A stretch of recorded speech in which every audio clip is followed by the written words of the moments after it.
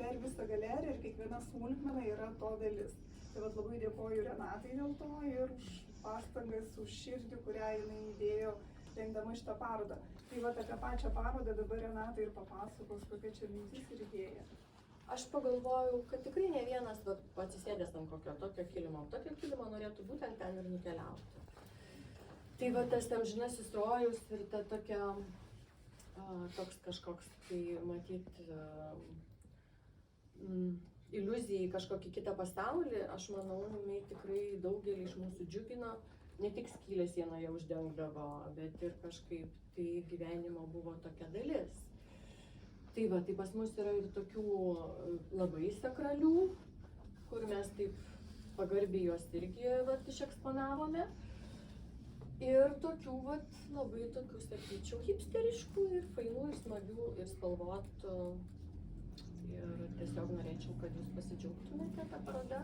Per daug neieškodami ten, žinot, pavyzdžiui, panaudojau aš tuose rašiniuose, ten, tuose laiškuose, neva, kad, pavyzdžiui, simbolika tam tikrai yra ir iš tikrųjų jinai yra stipri ir ką gyvūnas reiškia ir tai galbūt irgi šiek tiek kaip patarimų, kokias skiltis arba ten, tarkim, kažkokia horoskopinė skiltis, bet jinai tebūnė, jinai tokia buvo šitų kilimų, manau, tokia gyvenimo dalis. Juk žmonės man irgi tarsi kilimai, vieni sėdi kamputį, laukia savo valandos, kol bus pakabinti ant sienos arba ant grindų.